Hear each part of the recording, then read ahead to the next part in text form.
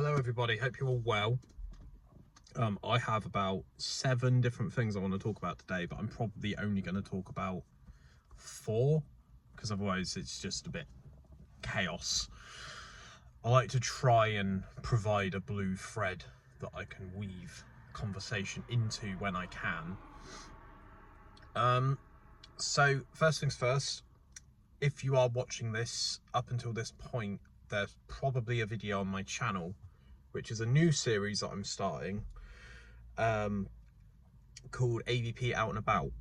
And it's me getting off my butt, actually getting out of my car and exploring local areas that are like restoration projects or just nice coastal walks, or just nice to sort of get out in nature and have a bit of an exploration, a bit of an adventure. So definitely check that out. I'm actually quite excited to do that. It's a very new thing for me to film outside with other people around, and I think for the most part it's quite fun. I haven't had any altercations yet where people are like, oh, you don't film me, blow my face, all that sort of stuff. But yeah, check that out. Hopefully we'll do some more of them towards the end of September, and we'll do some as the year progresses. But yeah, thanks for checking that out in advance. So my current situation with work is a bit of a turbulent topic, and the only reason I'm talking about this, I'm not going to go into specific details, is because I did one of the most incidental funny things the other day when I was driving a van for work. I was essentially a courier, whatever they're called, for the day. What I did is I'm trying to explain this in a way that's like still keeping the thread of the conversation going. On Google Maps, I don't use Waze. I've never really used Waze. Other than getting that little Formula 1 car, I don't really understand the benefit of Waze as opposed to Google Maps. You can set yourself to driving on a train, on a bike, I think, and walking. So I'm in somewhere close to me-ish called Poole, and I'm driving from Poole to a place called Swanage, which is quite far away from each other. So when you're a courier, you're kind of just delivering stuff to people quite quickly, and you don't really have time to like properly process what's going on because everything's just a bit chaotic, and you've got like 47 packages in the back of your van, and you just need everyone to get the packages so then you can go home. So I put in the postcode of this place that I needed to go to in Swanage, but I'd accidentally set my Google Maps to walking rather than driving. So I looked at the ETA at the bottom of the screen, and it said something crazy like 6 hours. And rather than Google Maps correcting me and realizing that I'm walking at 28 miles an hour, it provides you with like I'll probably put a thumbnail of this up as the video title, so that you can understand what I'm talking about. But essentially it gives you dots on the road, on the location that you're driving, rather than a straight like solid line that you drive through.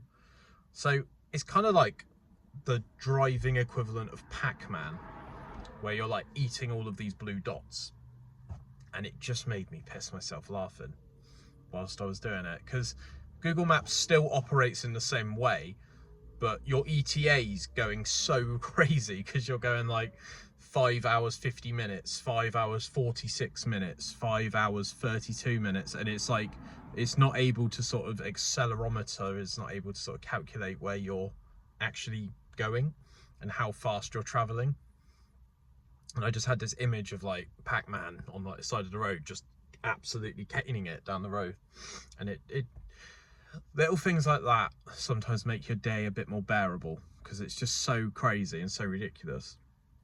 It takes away the stress of real life when you're just like a bit of a kid, really. I'm just laughing about stuff rather than like, oh my god, my life's so difficult, blah, blah, blah. And that kind of nicely leads me on to my next point, which is probably going to come off as a bit self-centered and a little bit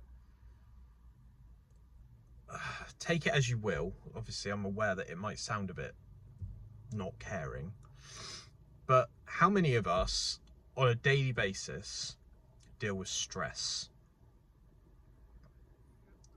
I think everyone deals with stress in their own way, and everyone deals with it, you know, as they function. Right, now be completely honest with me, genuinely, how much of it is artificial stress? So, something that I'm trying to learn to get better at is knowing what the difference between functional stress and artificial stress is. You know, we all need to get to work at a certain time. We all need to earn a certain amount of money to be able to fund our lifestyles and pay our bills and stuff. But when it's like my editor hasn't gotten back to me in 9 hours and it's stressing me out because he's the only person that can really assist me with something, just put your phone down. Just put your phone down and just enjoy life for what it is, rather than, why isn't this person messaging me back? Oh, they must hate me. What have I done wrong? You know, that sort of thing. Just exist in that moment and just try and allow people to get back to you in their own time. And I've always really struggled with that, as I've probably mentioned a couple of times on these videos now, where I used to get notifications, and providing that I wasn't driving or I wasn't doing something, I would reply to the message within like 5 seconds of getting a notification. But that sets you up for such a big fall, because the person that you're messaging then expects you to reply to that message later on that quickly, which is unrealistic at best.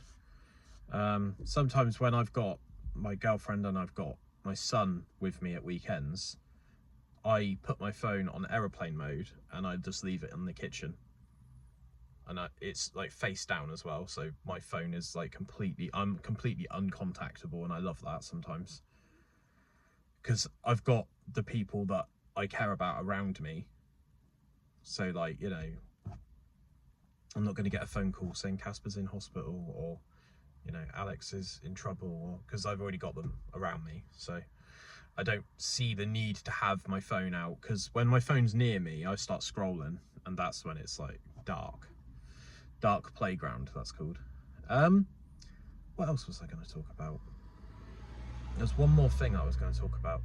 That was it. So this van driving job that I'm currently doing, it feels like at every corner I turn, there are 3 or 4 people in high-vis jackets waiting to help me reverse out of a space or into a space.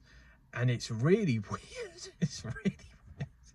It's like if you went to a pub with someone and said, you know, what do you do for work? And they went, well, I don't really do anything.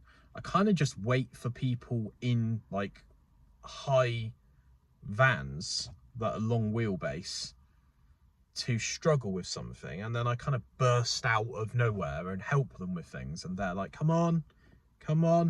And there's been times in the past where like I've like accidentally gone into reverse, but there's like no going back once someone's like actually hand signaling you and like trying to help you. You kind of just have to go with it, and then when that person goes away and they've like helped you, you like undo everything that you've just done, and actually you want to go forwards. But as I'm driving new vehicles, I'm learning that like the reverse gear, sometimes you got to like lift up the gear stick and put it into reverse, and sometimes you just got to put it straight in the bottom right, and that's reverse. And sometimes there's buttons on the gears, and there's lots of different ways. You know, you're operating so many different vehicles and so many different ways to do things.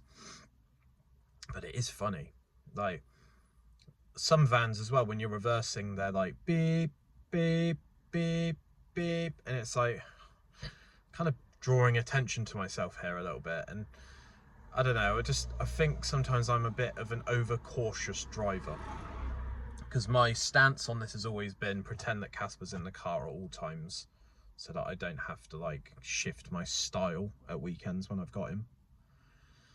But yeah, I've got a couple of other plans for some other ABP Rambles videos. I hope you're enjoying them. And I also wanted to end on a thank you that the best Sidemen cereal video, I've reviewed the most recent cereal, the Ice Cream Crunch, and I'm not really promoting that episode that much, but I'm really happy with the response to it.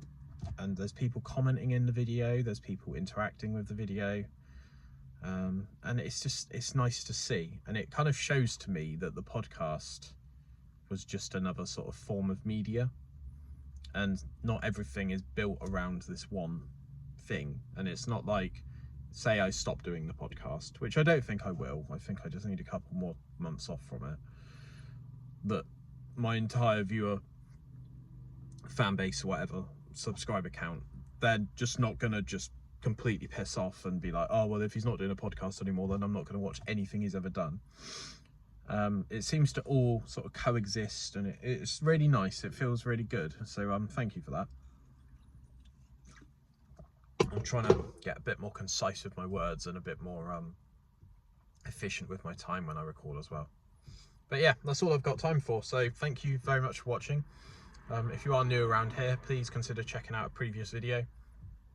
And yeah, all good. Have fun. Stay safe. Keep it bedlam. Bye bye.